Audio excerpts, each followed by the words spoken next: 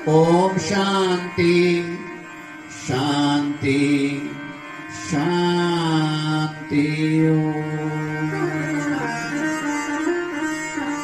बोलो कृष्ण कन्हैया लाल की, राधा रानी सरकार की, गोपीनाथ भगवान की।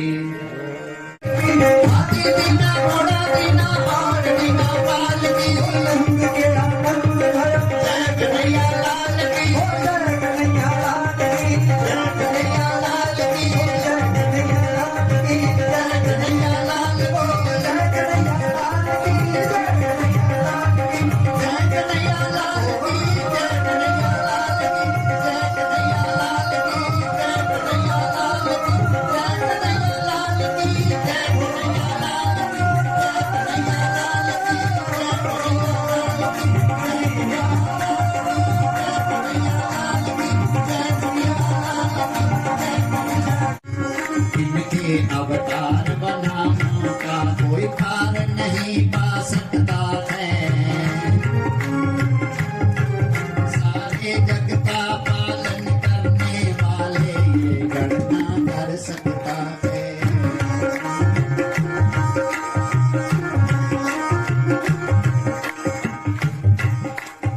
अक्षर ब्रह्म का वाचक खैर से अनंत तुम पहचानो,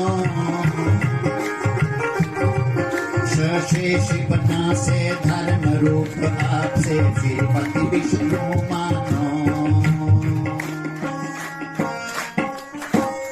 ऋषि गर्ग जी ने नामकरण जो था वो कैसा किया? अरे ऋषि गर्ग जी ने भगवान जी का सबसे प्रथम नाम रखा श्री कृष्ण। हम किसी का भी नाम लेते हैं तो श्री, श्री का मतलब क्या है? श्री नाम है लक्ष्मी जी का। यह सम्मान की बात होती है क्योंकि लक्ष्मीपति, अरे हमारे धर्म के बीच में ऐसी प्रधानता है कि पहले हम शक्ति के रूप को प्रधानता जो है वो देते हैं। देखिए जितने भी नाम हैं, श्याम जी का नाम बाद में है, राधा का नाम पहले है, राधे श्याम। राधा कौन है? दिव्य शक्ति का नाम। राम जी का नाम बाद में है, सीता का नाम पहले है, सीताराम। नारायण जी का नाम बाद में है, लक्ष्मी जी का नाम पहले है, लक्ष्मी नारायण। शिव का नाम बाद में है, गौरी का नाम पहले है, गौरी शंकर। इस प्रकार से पहले श्री शब्द का अर्थ क्या है? क्योंकि श्री शब्द का अर्थ है दिव्य शक्ति, क्योंकि जिस पावनमयी शक्ति, जिस जगत जननी जगदम्बा से ही समस्त विश्व की उत्पत्ति जो है वो हुई है। अब आप तो जानते हैं ना, आदि देवी कौन है? शक्ति है। मां भगवती, ब्रह्मा हो, विष्णु हो, शंकर हो, कोई भी हो, लेकिन आदि शक्ति जो है वो पहले जगत जननी जगदम्बा है। देवी भगवती ने ही अपना वर जो है वो सब देवताओं को अपनी शक्ति जो है वो प्रदान की है। इसलिए याद रखना, पुरुष की भी शक्ति जो है वो धर्मात्मा नारी होती है। इसीलिए तो स्त्री को घर की गृह लक्ष्मी कहा गया है। आपने सुना है ना, औरत को गृह लक्ष्मी के नाम से कहा गया, लेकिन कोई विद्वान ऐसा भी बोलते हैं, आपने सुना कि किसी पुरुष को भी गृह नारायण कहा गया हो? आज तक ऐसा कहीं भी सुनने में नहीं आया। स्त्री को तो गृह लक्ष्मी कहा जाता है, देवी कहा जाता है, पर मनुष्य को देवता नहीं कहा जाता। अरे पुरुष को गृह नारायण नहीं कहा जाता, क्योंकि स्त्री जो है वो घर की गृह लक्ष्मी होती है। हमने पहले भी आपसे कहा कि घर का नाम गृहिणी से पड़ता है।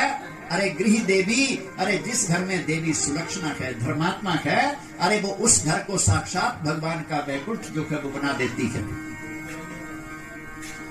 आजकल एक रिवाज चल पड़ा है, भैया बड़ा सुंदर हम घर बनाते हैं, बहुत ऊंची ऊंची अट्टालिका वाला घर बनाते हैं, तो घर के बाहर द्वार पर पट्टिका लगा देते हैं।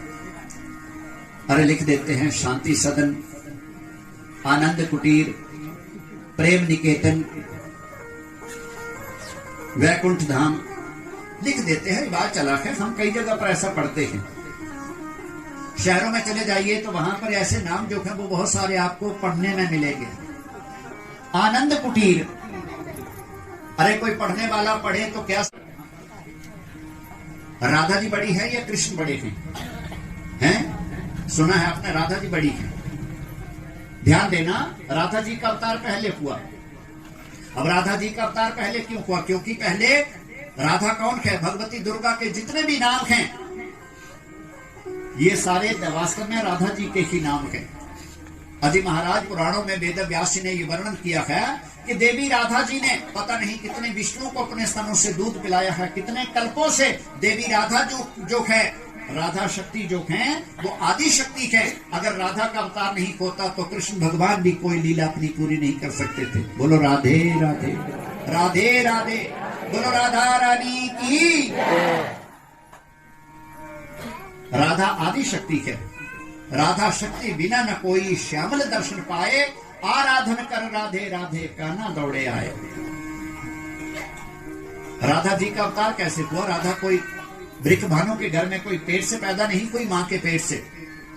लेकिन राधा जी का जन्म कैसे हुआ था? राधा वृक भानु एक समय यज्ञ कर रहे थे, आहुतियां दे रहे थे, और आहुति देते देते अग्नि में से एक दिव्य तेज वाली कन्या जो थी वो प्रकट हुई थी। देवऋषि नारद जी वहां पर आए थे और उन्होंने राजा वृक भानु को ये रहस्य जो था वो बता दिया था कि महाराज ये भगवान की आदि शक्ति जो है वो तुम्हारी कन्या बन करके तुम्हारे घर के बीच में ये प्रकट हुई है। शिव महापुराण की कथा के बीच में एक प्रसंग आता है। कहा जाता है बद्री वन के बीच में पितरलोक की 3 सगी बहनें जो थी वो चली जा रही थी, पितरलोक की कन्याएं। सबसे बड़ी का नाम था नैना, मझली का नाम था धन्या और छोटी का नाम था कलावती। और वो शिव भजन में, शिव ध्यान में वो वहां पर जा रही थी। और जब वो वहां पर जा रही थी तो वहां पर सनत कुमार ऋषि जो थे वो तप करते करते उन्हें मिले। देखिए महाराज ये भी धर्म का विषय है। कोई सत्पुरुष मिले, साधु मिले, कोई अच्छा विद्वान ब्राह्मण मिले, कोई मंदिर भगवान का मिले तो वहां पर नमन प्रणाम नमस्कार उसे जरूर करो।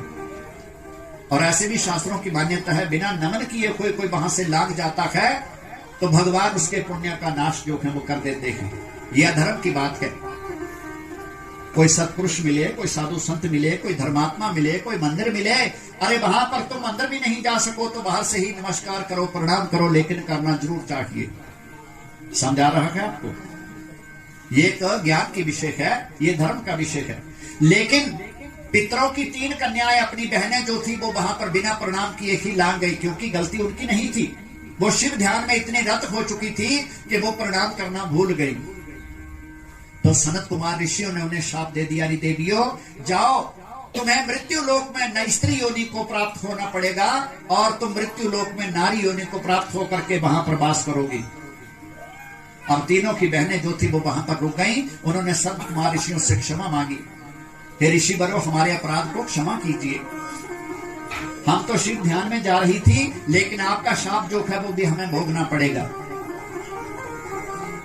वो बार बार आंखों से आंसू निकल गए और वो प्रार्थना मांगने लगी, क्षमा करने लगी।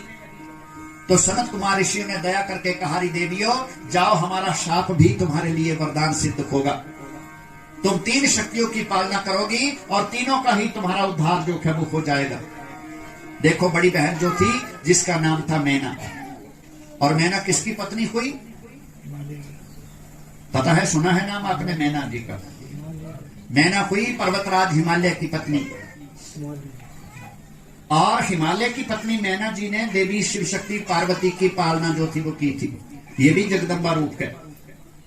इस प्रकार से उसकी पालना करने से, उसकी सेवा करने से वो भी उस शाप से मुक्त होकर के अपने पितृलोक को वापस गई थी। इसके पश्चात मझली बहन का नाम धन्या जी का आता है।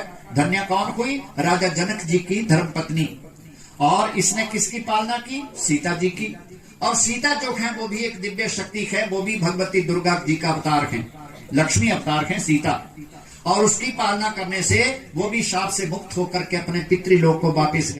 और वहां पर कलावती ने देवी राधिका जी की सेवा जो थी वो की थी, और राधिका जी की सेवा करने से उसे भी अपने पितरलोक की प्राप्ति जो थी वो हो गई थी। बोलो सच्चिदानंद भगवान की। इस प्रकार से राधा जी का अवतार पहले हुआ, कृष्ण जी का अवतार जो है वो बाद में हुआ। वैसे राधा जी उम्र में बड़ी हैं। अरे जी महाराज ध्यान देना, कितनी पत्नियां बताई आपको भगवान जी की? 16,108। लेकिन इस 16,108 में राधा जी की संख्या नहीं आती, राधा जी की गणना नहीं आती।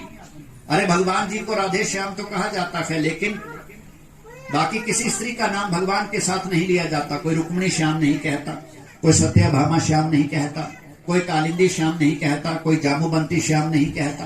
अरे श्याम के साथ केवल राधा जी का ही नाम जो है वो आता है।